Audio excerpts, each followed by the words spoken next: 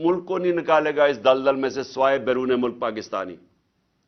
یہ اگر ہم نے اس سے نکلنا ہے، یہ جو بھی آج آپ کو کوئی کہہ رہا ہے نا دنیا کا بہترین اکانومسٹ لے آئیں، وہ مجھے سمجھائے کہ ہمارا جو ڈالر گیپ ہے وہ کیسے پورا ہوگا. ہمارا مسئلہ کیا ہے کہ ہم نے کبھی ایکسپورٹس کے اوپر زور ہی نہیں لگایا. نون لیگ کے پچھلے 5 سال میں ایکسپورٹس بڑھی نہیں. جب یہ 99 میں گئے تھے تب بھی ایکسپورٹس نہیں بڑھی.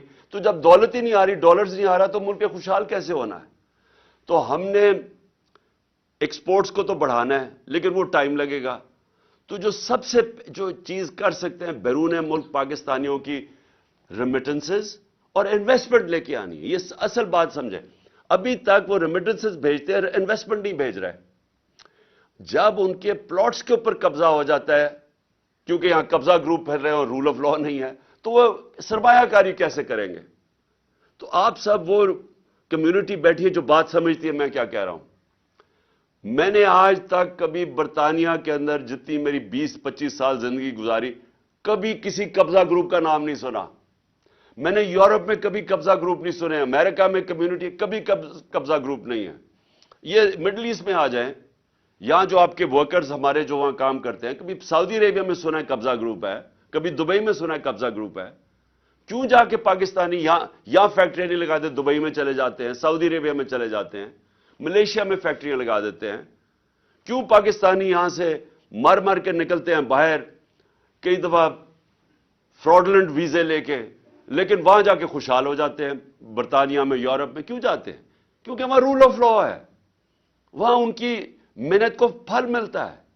یہاں کیا ہے کہ سارے چور اوپر آ کے بیٹھ گئے ہیں. ہر پاکستان کا بڑا بڑا ڈاکو آج بڑے بڑے عہدوں پہ بیٹھ گیا اور لیگلی اپنے کیسز معاف کروا رہا ہے. یعنی قانون انہوں نے پاس کیا اسمبلی میں جس کی کوئی پریسیڈنس نہیں ہے ڈیموکریسیز میں. اس کا کوئی مثال نہیں ہے کہ بیٹھ کے انہوں نے ایک شک بائی شک نیب کے اندر چینجز کیے ہیں جسے ایک منٹ سے بچ گیا. اور چوریاں، میں پھر سے ریپیٹ کرتا ہوں، یہ جو کرپشن ہمارے دور کے نہیں ہیں، یہ پرانے ہیں. یہ ان کے اپنے دور کے سارے کیسز ہیں جو انہوں نے معاف کروا لیے. اب پہلے مشرف نے معاف کیے، اب جنرل باجوہ نے ان کو پورا موقع دیا NRO2 دینے کا. اب میرا سوال یہ ہے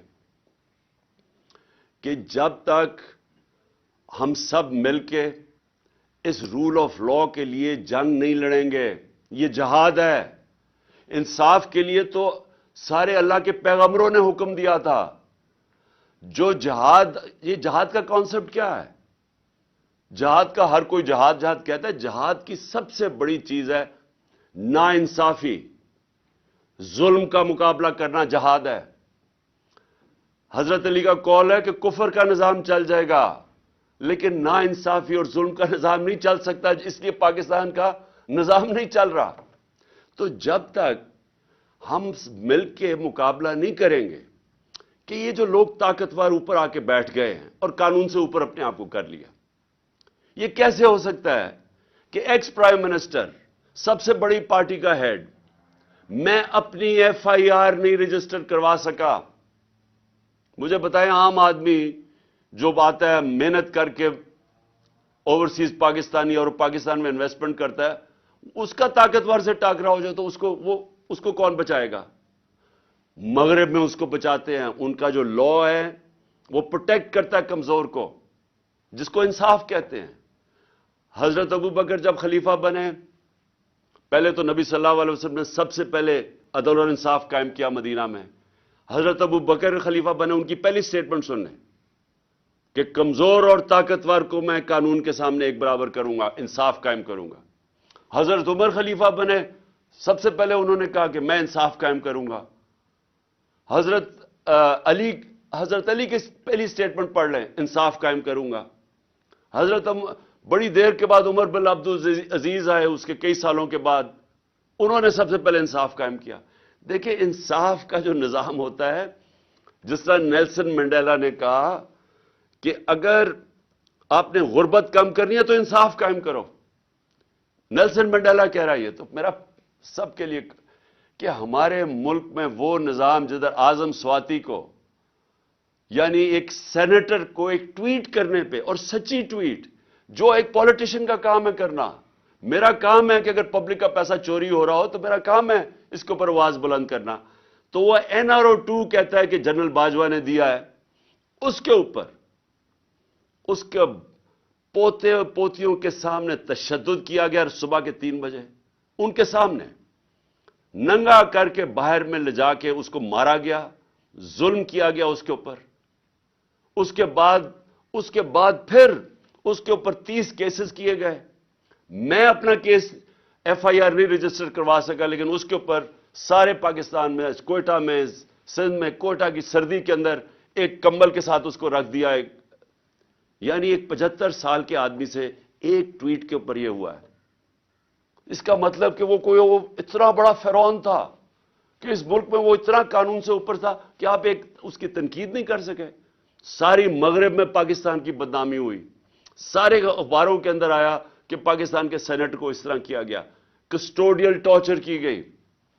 اس سے پہلے شہباز گل, پھر یہ جو ارشد شریف سے ہوا. تو یہ تو ہماری لیگل کمیونٹی کی سب سے پہلے ذمہ داری تھی کہ ہم اس کے اوپر سٹینڈ لیں.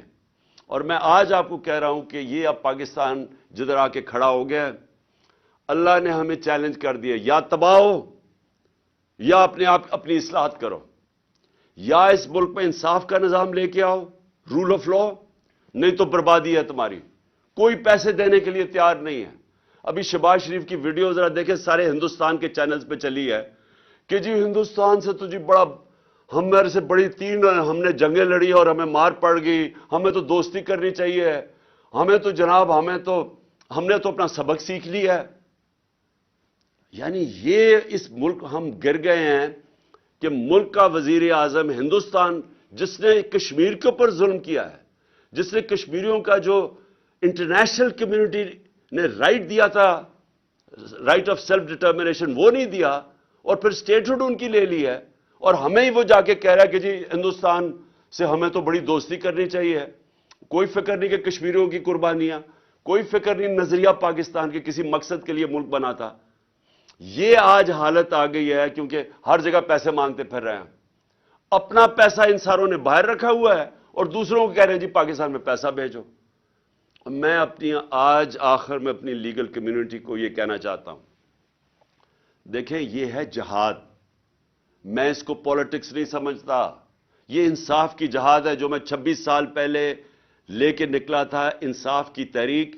میں تب بھی, کیونکہ میں مغرب دیکھ چکا تھا, مجھے تو پتہ چل گیا تھا کہ امیر اور غریب ملکوں میں فرق ہی ایک ہے, کہ امیر ملکوں میں انصاف ہے, غریب ملکوں کے اندر انصاف نہیں ہے. فرق ہی ایک ہے, وسائل کی وجہ سے نہیں ہوتے.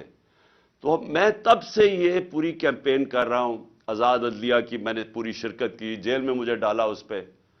اب پھر نکلا ہوا ہوں کہ یہ کیسے ہو سکتا ہے کہ جناب ایک ایجنسیز کے آدمی کا نام آ گیا تو میں FIR ہی نہیں کاٹ سکتا. مجھے پتہ ہے انہوں نے کیا ہے, میں پہلے سے بتا رہا تھا کہ پلان بنا ہوا ہے.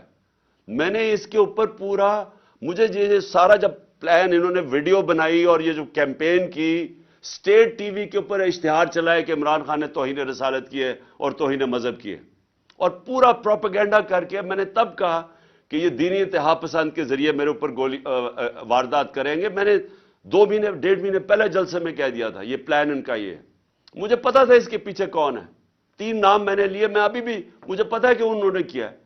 ہر چیز انہوں نے کیا. اس کے بعد پہلے جو انہوں نے پولیس والوں کو کنٹرول کیا, جس طرح پولیس والے جس نے ویڈیو بنائی وہ JIT کے سامنے اسے انکار کر دیا آنے سے. CTD والوں نے جنہوں نے دوسری ویڈیو بنائی ان سے پوچھا, انہوں نے انکار کر دیا آنے کو. کون ان کو حکم کر رہا تھا؟